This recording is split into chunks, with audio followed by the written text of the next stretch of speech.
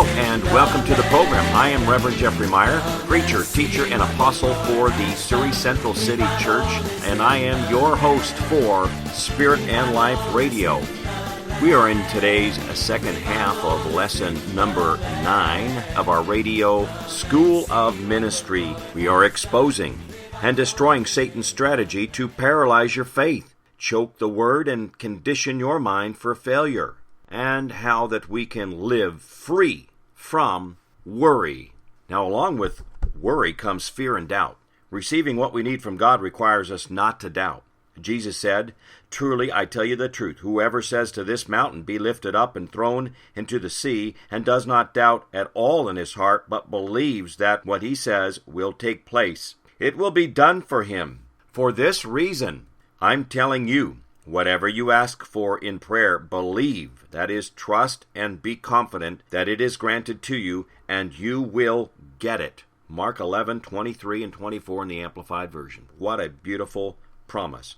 Listen, but when he asks, he must believe and not doubt, because he who doubts is like a wave of the sea, blown and tossed by the wind. That man should not think he will receive anything from the Lord. He is a double-minded man, unstable in all he does. James chapter 1, verse 6 through 8 in the NIV, which reveals why we do not receive from the Lord when we pray, because we have doubt in our heart. As long as you are worried, my friend, there is doubt. You will be double-minded, and you will not receive anything from the Lord. Say aloud, "It's time I stopped worrying." After Satan attacks you through your circumstances, his strategy is to immediately bombard your mind with fear, worry, and doubt until you are so overwhelmed by your circumstances, you then are unable to release your faith. Dear friend, have you forgotten that Jesus is in the boat with you? Focus with me now on the familiar story of Jesus stilling the raging storm. Jesus and his disciples got into their boat to cross to the other side. Jesus was tired after ministering to the multitudes. He lay down in the stern of the boat to rest. But as they were sailing to the other side, a fierce storm arose. You all know the story. Can you see them there on that small boat out in the middle of the sea? It was dark, the sea and wind howling around them, threatening to sweep them off the boat. Frantically, they fought to keep the boat afloat. They were exhausted and worried that the boat was going to sink at any moment and they were going to die. They faced circumstances that paralyzed them with fear. Their minds were full of worry and doubt, and they panicked. They had their eyes fixed on their circumstances, the fierce storm. They were so busy fighting the waves and bailing the water out of the boat, they forgot Jesus was in the boat with them. The disciples were so bound with fear and worry, they were unable to release their faith to believe for a miracle in their own lives. They had seen Jesus perform many miracles among the people, but the more they kept their eyes on the circumstances, the more worried they became. Have you ever reached a point where your mind has been so tormented with worry that your eyes have been obscured from realizing that Jesus is in the boat with you? There will be times in your life when Satan will attack you through your circumstances, and you will feel as if we are in a fierce storm. Your problems, like waves of the sea, will beat against you. They will come crashing down upon you, sweeping over you, until it seems as if you will drown in them. Frantically, you fight, you strive, doing everything you know to do in your own strength to solve your own problems. Like the disciples, your mind is gripped with worry, fear, and doubt. This is exactly how Satan wants you to react in your circumstances. His strategy is to grab your mind in a vice-like grip through fear, worry, and doubt until your mind is in constant turmoil. He knows the more he can cause you to keep your eyes upon your circumstances, the more your mind will be hued with worry, and you will be unable to release your faith to receive what you need from God. In the midst of this fierce storm, with the sea roaring and tossing of the boat, and the disciples fighting to save the boat and themselves from drowning, Jesus was asleep. And the disciples shook him and said, "Teacher, do you not care that we are perishing?" Mark chapter 4, verse 38. And Jesus stood up, took one look at the raging storm and rebuked it.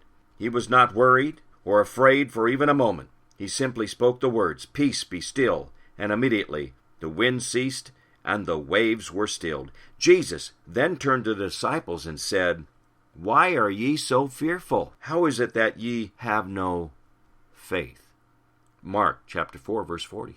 You see, the disciples had been with Jesus when he had healed the multitudes. They had witnessed him open blind eyes and heal all manner of diseases. Yet their minds were so full of fear, worry, and doubt upon their circumstances, they were unable to have faith that Jesus would deliver them out of their storm. Well, this is what happens, my friend. Worry chokes the Word of God and renders it ineffective in your life. So many Christians today react to their circumstances the same way the disciples reacted to the storm. Their minds are so filled with fear, worry, and doubt concerning their circumstances, the Word of God they have received in their hearts becomes ineffective because it is not mixed with faith. God's Word never changes, and it is as powerful today as it was when God spoke the world into existence. And every word is true. It cannot fail. However, the Word cannot produce the results you need until it is combined with faith. The Apostle Paul warned, "For we also have had the gospel preached to us, just as they, the Israelites, did, but the message they heard was of no value to them, because those who heard it did not combine it with faith." Hebrews chapter 4, verse 2 in the NIV. Unbelief shut the children of Israel out of the promised land. And to whom sware he that they should not enter into his rest, but to them that believed not? So we see they could not enter in because of their unbelief. Hebrews chapter 3, verse 18 and 19. In his parable of the sower, Jesus warned his disciples that the worries of this life would choke the word and make it unfruitful. And these are they which are sown among thorns, such as hear the word. And the cares of this world, and the deceitfulness of riches, and the lusts of other things enter in, choke the word, and it becomes unfruitful. Mark chapter 4, verse 18 and 19. He also warned of the danger of allowing the worries and cares of life to so fill our hearts and minds that we are not ready for his return. Jesus said, "But take heed to yourselves, and be on guard, lest your hearts be overburdened and depressed," weighed down, that is, with the giddiness and headache and nausea of self-drunkenness and worldly worries and cares pertaining to the busyness of this life, and lest that day come upon you suddenly like a trap or a noose. Luke chapter 21, verse 34 in the Amplified Version. Jesus said, "Take heed and be on your guard, so that your heart and mind will not become so overburdened with the worries and cares of this life until you are not ready for his return." Stop for a moment. Take an inventory of your life. Have you allowed your mind to become overburdened and weighed down by worry concerning your family, your physical problems, your job, your future, or even your ministry? God has made it possible for you to face every problem, every circumstance, and every attack of the enemy completely free from worry. It is up to you. You have a choice to make, to be burdened down with worry or to live in God's peace. What we need to do, my friend, is stop worrying and cast out all your cares upon God. Think about Jesus lying there asleep in that boat in the midst of a raging storm, the boat being tossed from side to side, the disciples struggling to keep the boat from sinking. That same perfect peace belongs to you, even in the most trying circumstances. When Satan has done his best to destroy you, you can be free from all worry. Break the cycle of defeat in your life by getting rid of all the worries that torment your mind. 1 Peter chapter 5, verse 7, and the Apostle Peter told the believers, "Cast all your anxiety on him because he cares for you." Peter didn't tell them to cast one or two of their worries upon God. He said, "Cast all your anxieties, all your worries, all the things that concern you upon God because he cares for you." God knows exactly the circumstances you are facing. He is in control. And with every circumstance Satan brings into your life comes the provision for victory. Perhaps you are thinking, "Pastor Jeffrey, it sounds so simple." But I have tried to stop worrying many times, but somehow I just can't seem to do it. How do I cast all my worries upon God? Christ, my friend, has given us his perfect peace. The Apostle Paul told the Philippians, "Do not be anxious about anything, but in everything, by prayer and petition with thanksgiving, present your requests to God. And the peace of God, which transcends all understanding, will guard your hearts and your minds in Christ Jesus." Philippians chapter 4, verse 6 and 7. The Greek word used for cast means to throw upon. Before you can have Christ's perfect peace covering and protecting your mind, you must throw all your worries on him first. This involves a conscious act of your will. Listen, friends, don't give in to worry any longer. To cast all your worries upon God, you must first take your eyes off your circumstances.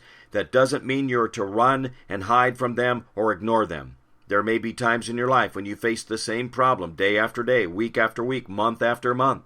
Your body may be in constant pain.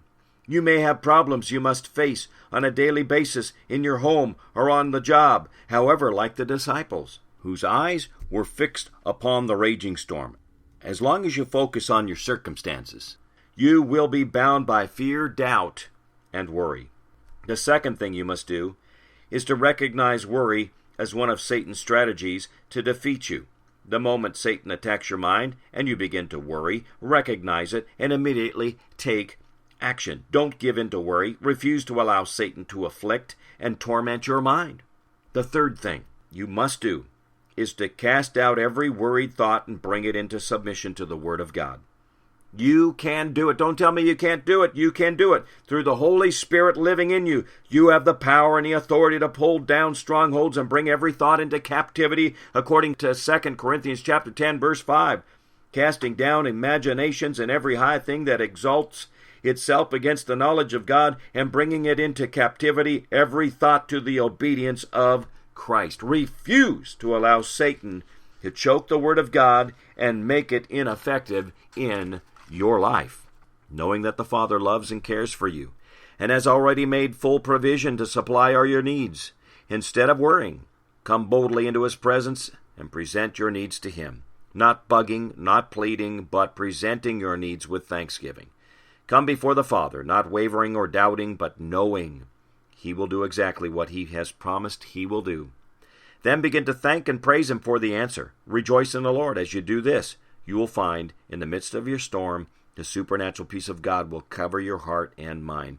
Beloved, my prayer for you is that it will be a year of fulfillment for you in all these truths that I'm sharing with you in this radio school of ministry. Take a hold of them and apply them to your life. You can live every day of your life worry-free as you apply these truths I have shared with you in this lesson. Start today to destroy every trace of worry that may be tormenting your mind and walk in the fullness of his peace, covering your heart and mind. And as you do, remember Romans chapter 16, verse 20. The God of peace will crush Satan under your feet shortly.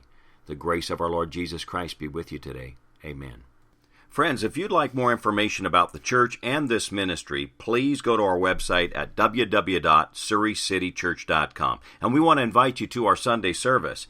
It is held at 10:30 a.m. in the brand new Chuck Bailey Recreation Center, just south of the Gateway SkyTrain station and just north of the BC Lions training facility, on the corner of Park City Way and 107 Avenue. The word is getting out about us now, and it's my pleasure to serve God, minister, and worship the Lord together with you. And remember, friends, John 6:63, it is the Spirit who gives life. The flesh profits nothing. The words that I speak to you are spirit, and they are life. Spirit Life Radio, your spirit-filled connection.